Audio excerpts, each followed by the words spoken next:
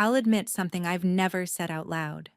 The night everything collapsed wasn't the night I got kicked out. It was the moment I realized someone I loved wanted me gone. My name is Natalie Hayes, and until that night, I thought being the quiet one in the family meant I was safe from real damage. I was wrong. The moment it happened is burned into me.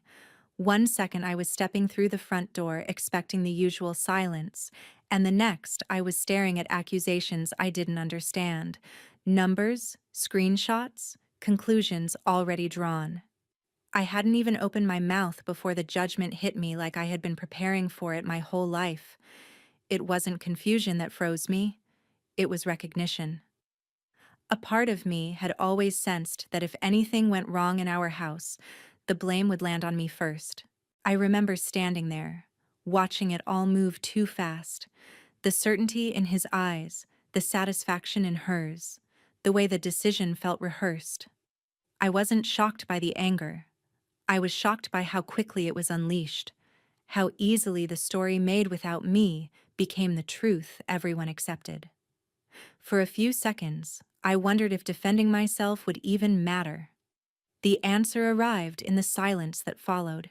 I walked away because something inside me broke cleanly, like a thread pulled tight for years finally snapping. Before I tell you what he said, and what happened after I stepped into the night, tell me where you're watching from, and what time it is for you. I want to know how far this story reaches before everything else unfolds. And here's the part that still burns. What I did next changed more than just that night. It changed all of us. It didn't take long for the pieces of my family to show me how they fit together, even if I only understood it clearly in hindsight. Our house had a rhythm, and most days it felt like I was moving through it quietly while everyone else spoke a language I was never taught. I didn't resent it. I simply learned to read the silences and adjust myself around them.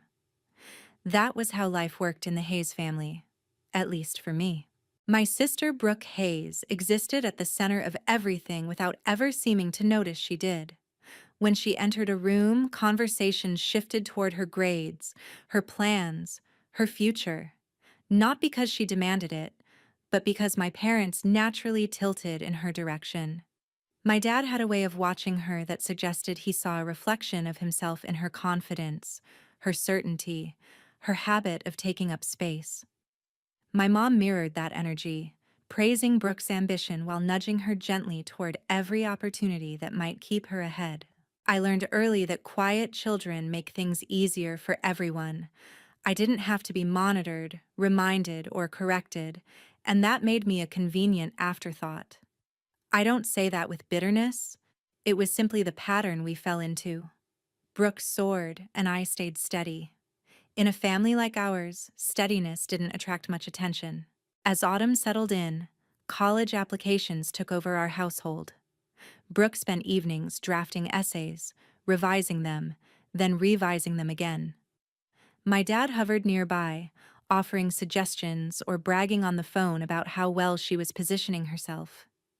He spoke about her as if her acceptance letter were already guaranteed, like the universities would rearrange themselves to make room for her. I kept my distance from those conversations, using homework as an excuse to slip away. Each time I overheard them celebrating some new accomplishment of hers, a small part of me folded inward. I didn't envy her achievements. I envied the certainty they all seemed to feel about her place in the world. I had no such blueprint. My own goals felt softer, harder to explain, and easier to dismiss. The shift began the afternoon Brooke came home later than usual, her shoulders tense and her expression locked in a way I recognized but rarely saw. For once, she didn't greet anyone. She went straight upstairs, the sound of her door closing a beat sharper than normal. My mom tried to act like nothing was unusual, but the brief glance she exchanged with my dad told a different story. Later that night, I heard Brooke pacing in her room. She wasn't talking to anyone. She was simply walking back and forth with the kind of heavy steps that suggested something had gone very wrong. I didn't ask. We weren't the kind of sisters who confided things. We coexisted with a polite distance that kept deeper conversations off limits. The next morning, during breakfast, her forced calm looked strangely fragile. She avoided my dad's eyes, and he noticed immediately. He asked about her exam results in the same tone he used when checking the weather or planning errands, as if the answer would naturally be good. She brushed him off with a vague comment that fooled no one. Whatever had happened the day before was still sitting just beneath her voice. I didn't have the full picture then, but I could sense something tightening in the atmosphere around her. Brooke excelled because she worked hard, but she also excelled because she hated slipping. Anything less than perfect forced her into a corner, and corners made her dangerous in subtle ways. I had seen it happen once or twice, but I never expected it to involve me. As the week went on, the tension around Brooke didn't ease. She spent more time in her room, and when I passed her in the hallway, she avoided eye contact in a way that felt deliberate rather than distracted. My mom checked on her constantly, asking about assignments and upcoming deadlines. My dad offered solutions before he even knew the problem. Neither of them noticed the way she flinched each time a question pushed too close to the truth. I kept watching, unsure what I was supposed to do. Something in her was unraveling, and for reasons I couldn't explain, I had a feeling her unraveling would eventually touch me. That feeling became sharper the evening Brooke sat at the kitchen table long after everyone else had gone to bed. I walked in for a glass of water, and she quickly shut her laptop as if she'd been caught. She didn't look ashamed. She looked determined. The kind of determined that always ended with things shifting in her favor. I didn't know it then, but that determination was the first sign of the storm forming around me, a storm I couldn't see clearly yet, but could already feel pulling at the edges of my life. The real shift showed up in small ways before it crashed down. 2 days later, Brooke was already dressed for school when I came downstairs, but she wasn't eating. Her posture was perfect, the way she held herself when adults watched, yet her eyes kept sliding to her phone. She was waiting for something. When the email alert chimed, she glanced at the screen, then set the phone face down. My dad asked how she was doing. My mom offered coffee she never drank, and Brooke answered with a short, rehearsed, "Fine." No one pressed. The tension folded into the morning like it belonged there. I decided it was just another exam, another spike in stress that had nothing to do with me. That afternoon, walking past the guidance office, I caught a glimpse of Brooke inside with the counselor. Papers and a laptop between them, the counselor leaning forward. Brooke held tight and still. I kept moving. Listening in would have crossed a line, and we had always avoided each other's private disasters. When she got home, she went straight to her room. Later, I heard a dull impact from that side of the house, not loud enough to break anything, just enough to bleed off whatever she was holding in. Whatever result she had gotten, it had fallen short of the standard people in our house treated as non-negotiable. That night at dinner, my mom mentioned a short training out of town. 2 nights away, maybe 3. My dad joked about frozen meals and laundry. Everyone smiled, and Brooke stared at her plate, turning her fork in slow circles. Nobody asked why she was quiet. The next evening, I walked into the living room to grab my charger and saw Brooke on the couch with her laptop. Columns of numbers filled the screen, the layout familiar enough that I knew it was some kind of account history. At first, I assumed she was checking tuition estimates. Then I saw her highlight a line, copy it, and paste it into a blank document. I stopped in the doorway. She didn't react.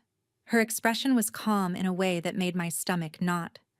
She rearranged the text, took a screenshot, then cropped the image until the account name and amounts looked seamless. Every click felt intentional, like she was following a script. A weight settled in my chest. I considered asking what she was doing, but the question caught on my tongue. We didn't talk like that. We kept our distance and pretended it was respect. I stepped back into the hallway and let the moment close behind me. The day my mom left for her trip, she hugged us in the driveway, reminded my dad about the emergency contacts, and promised to be back Sunday night. Brooke smiled for her, the polished kind she used in photos. I stood a little apart and tried to ignore the sense that the house was losing its buffer. Saturday slipped by quickly. I went to a friend's place to work on a project and stayed longer than I planned. My phone stayed face down on the table until a quiet unease finally pushed me to check it. A few missed calls, one text from my dad asking when I was coming home. Nothing in the words sounded urgent, but my heart sped up anyway. When I opened our front door that evening, the air inside felt too still. The television was off. The hallway lights were on. My dad stood in the middle of the living room, hands clasped. On the coffee table, a stack of printed pages lay in a neat pile. Brooke sat on the far end of the couch, a tissue crushed in her fist, eyes rimmed with red. She didn't look at me. She didn't need to. Whatever story had been told in that room had already hardened into fact. My dad motioned toward the papers and said there was something I needed to explain.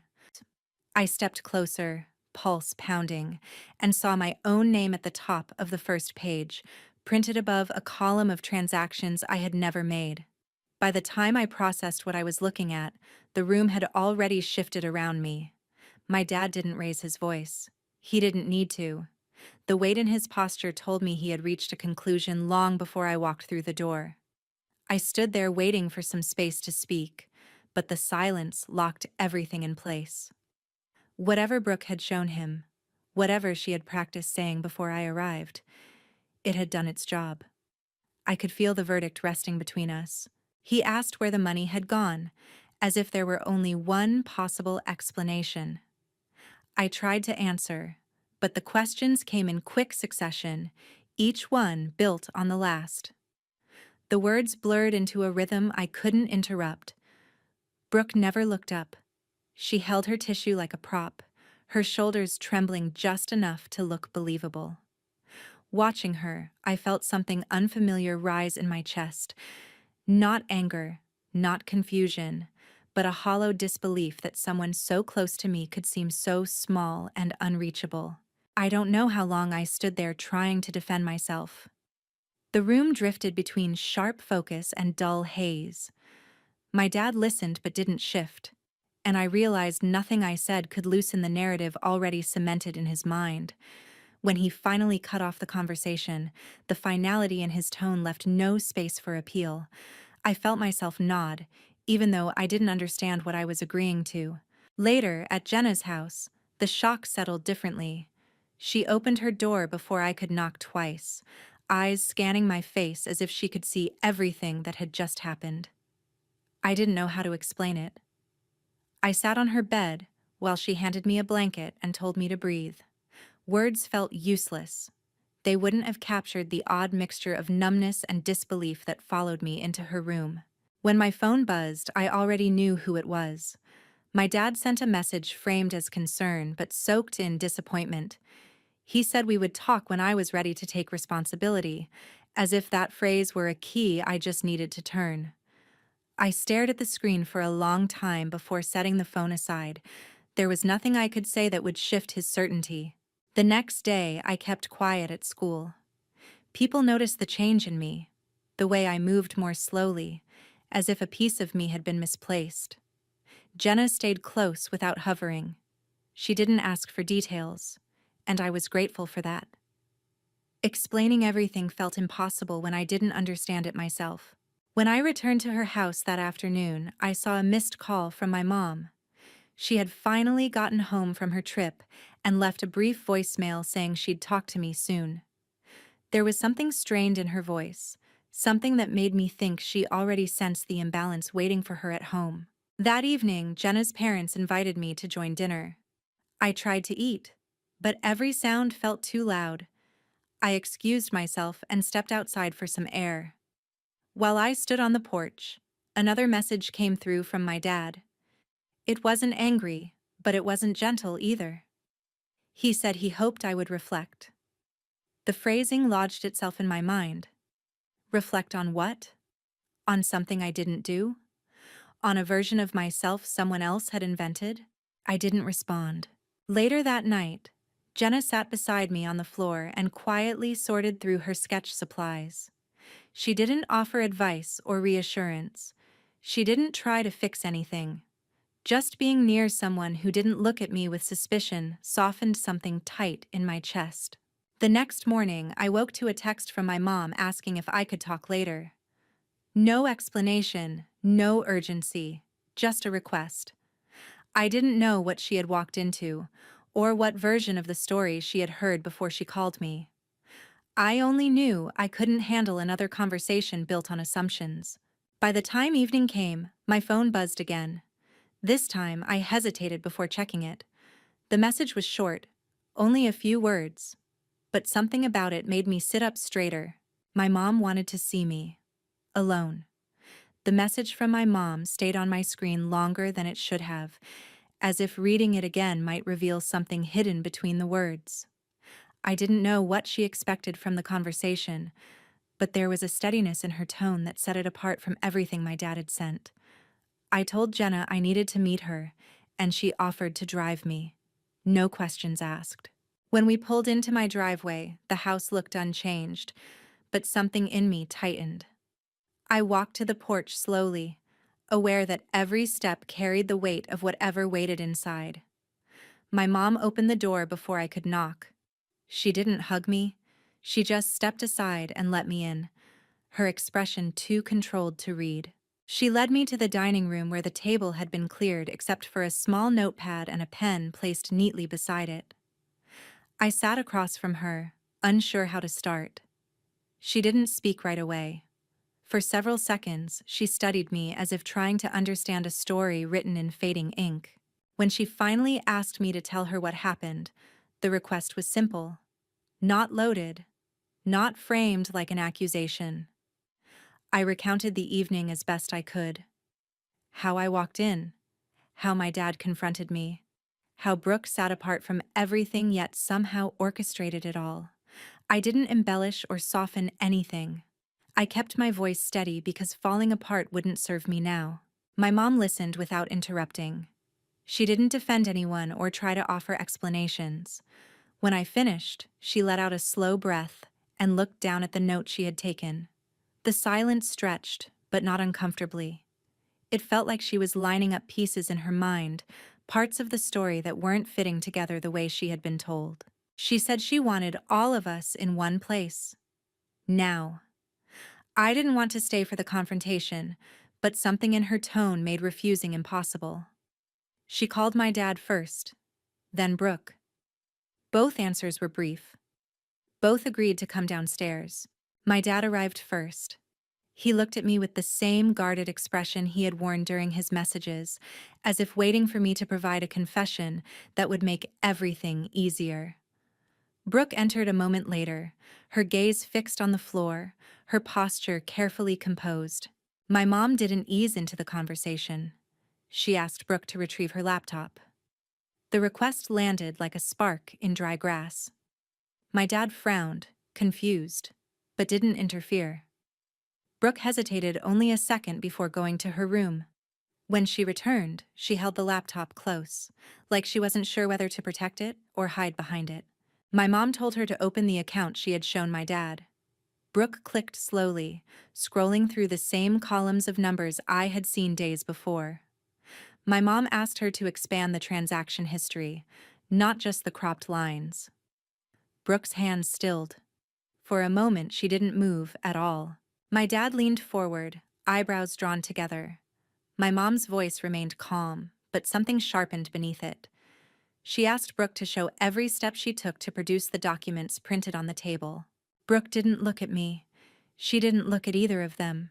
Instead, she minimized the window, then reopened it, then hovered over a folder she didn't click.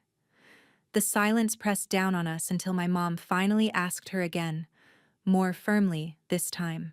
That was when Brooke broke. Not dramatically, not loudly. Just a small, collapsing sound in her breath as she closed the laptop entirely and set it on the table with both hands. She admitted she created the screenshot. She admitted the numbers weren't real. She admitted she was afraid of what her score would do to her chances, and she didn't want to lose the trust she believed she had earned. My dad didn't speak. His expression emptied, like he'd been unmoored from something he relied on. My mom kept her focus on Brooke, asking questions that couldn't be dodged. Why me? Why this approach? Why she let it go so far? Brooke didn't have answers that made sense. She only had fear, pressure, and a desperation she hadn't been able to contain. I didn't say anything. I didn't need to. The truth had unfolded without me lifting a finger. For the first time since everything started, the story wasn't out of my control anymore. What followed didn't unfold quickly. It stretched into a strange, suspended quiet, as if the house itself didn't know how to absorb the truth that had just been spoken. My dad stayed seated, staring at the closed laptop like it might rearrange its contents if he waited long enough. My mom shifted her attention between him and Brooke, keeping her expression steady even though something tight had settled beneath her voice. She asked my dad if he understood what had actually happened. The question wasn't harsh, but it carried a clarity that didn't allow for hesitation. He didn't answer right away. He opened his mouth once, closed it, then rubbed his forehead with the heel of his hand. Watching him struggle with what he had believed felt surreal. For days, he had held on to an imagined version of me built from doctored numbers and a trembling performance. Now it collapsed in front of him, leaving him with nothing but the realization that he had chosen the wrong person to trust. Brooke wiped her face with the crumpled tissue still in her hand. She wasn't crying anymore. She seemed drained in a way that made her look older and smaller at the same time. My mom kept her focus on her, asking when the idea started, what pushed her toward it, and whether she understood the consequences waiting beyond this room. With each answer, Brooke looked further away from all of us. She didn't offer excuses. She didn't deny anything. She only admitted things in fragmented pieces, too quietly to feel like a confession. When my mom mentioned the possibility of academic review, how the school might investigate if they learned she manipulated financial documents, Brooke flinched. Not dramatically, just enough for the reaction to land deeply. My dad raised his head at that, finally connecting the dots beyond the emotional fallout in our family. It wasn't just a mistake. It was something that could follow Brooke into college applications, scholarship committees, and every interview she had been preparing for. My mom wasn't threatening her. She was naming the reality Brooke had refused to acknowledge. I sat still through all of it. I didn't interrupt. I didn't tear into Brooke, even though part of me wanted to ask why she chose me, why she let fear twist into something so calculated. My questions wouldn't have changed anything. They would have only fed the disaster already unraveling in front of us. My dad finally looked at me. The weight of his stare made it difficult to breathe. He didn't apologize. Not then. Not in that moment. What he offered instead was a quiet, unsteady acknowledgement that he had made a mistake. It wasn't enough. It wasn't close.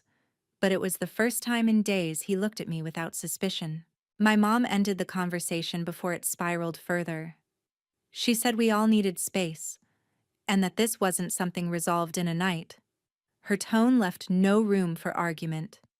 She asked my dad to help clean up the papers. She told Brooke to stay downstairs until she returned. Then she gestured for me to follow her to the hallway. Once we were out of sight, she asked if I was staying at Jenna's again, or if I wanted to come home. I didn't know how to answer. The house didn't feel like a place that could hold me safely yet, but I wasn't sure staying away was better. I told her I needed time to think.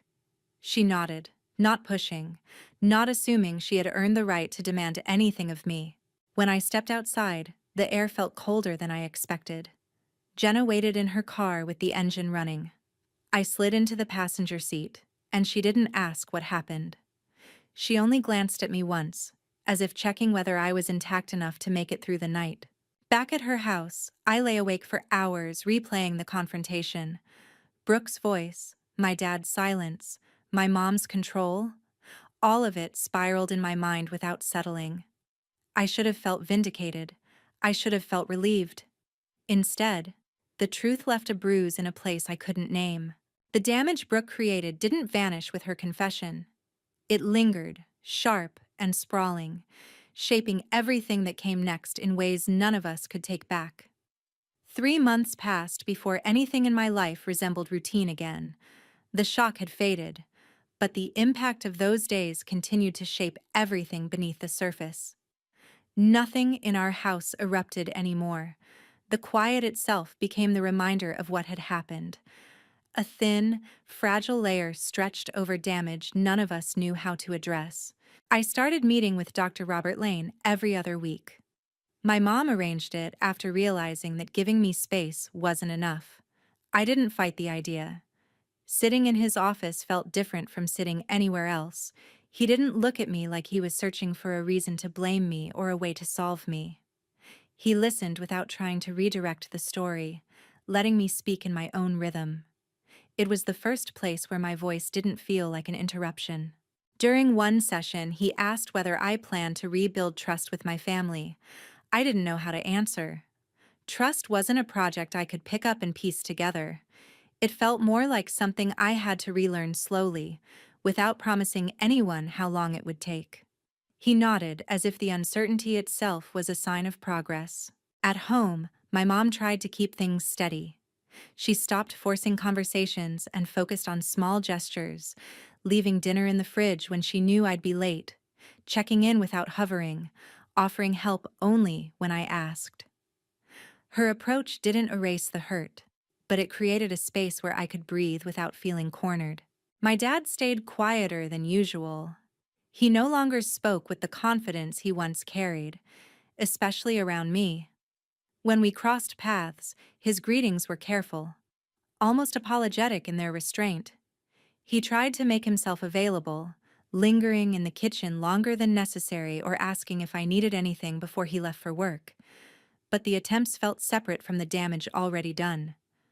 I didn't shut him out, but I didn't let him all the way in either. There was no anger left, only distance, a natural consequence of what he had believed so quickly. Brooke, meanwhile, moved through the house like she was afraid of disturbing the air. She avoided dramatic apologies. Instead, she offered small ones, a hesitant acknowledgement in passing, a quiet admission in the hallway, brief but sincere. She didn't ask for forgiveness. She didn't pretend we could go back to how things were. She simply tried to exist without creating new harm. Her grades recovered slowly, but her reputation at school didn't bounce back as easily. Rumors traveled, and the academic review my mom had warned about became a real concern. The fallout didn't destroy her future, but it carved a scar into it. She had to work twice as hard to regain trust she once took for granted. My grandmother, Evelyn Hayes, visited more often during that time. She had a way of observing without intruding, offering company without questions. She never took sides, never tried to repair what wasn't ready to be fixed. Her presence was steady in a way the rest of the family wasn't. Life didn't return to its old shape. It simply shifted into something unfamiliar, but manageable. I still spent nights at Jenna's house sometimes, not because I needed to escape, but because the space felt neutral. My parents didn't push back. They understood that one conversation or confession couldn't rebuild the foundation that had cracked beneath us. The night everything changed. The night I walked out into the rain without defending myself. Replayed in my mind sometimes, but not with the same intensity. It became a reference point rather than a wound. I didn't feel proud of how I handled it, but I understood why I reacted that way. When trust collapses so quickly, silence can feel like the only shield you have left. I never held on to the idea of a perfect reconciliation. We didn't reach one. What we found instead was a fragile kind of coexistence, shaped by honesty we had avoided for years. Some distances remained. Some conversations stayed unfinished. But there was movement, slow, imperfect, but real. One evening, after a session with Dr. Lane, I sat alone in the living room. The house was quiet. The same quiet that once felt threatening, but this time it didn't press down on me. It simply existed. I realized then that healing wasn't about returning to who we were before. It was about learning to stand in the present without carrying every broken piece like proof of what had gone wrong. I didn't forgive Brooke completely. I didn't blame her entirely either. People make terrible choices when they're cornered by expectations. Understanding that doesn't erase the harm, but it keeps the harm from defining you. As for my dad, I still kept a gentle distance. Trust would grow slowly, if at all, but I wasn't closing the door on the possibility. And me? I learned something I never expected, that walking away isn't always the moment you lose something. Sometimes it's the moment you reclaim yourself. So now I'm curious. If you were in my place, facing family betrayal, pressure, and the possibility of rebuilding, would you try to forgive? Or would you walk your own path and leave the past where it fell? Thank you for listening to my story. I'd really like to hear yours.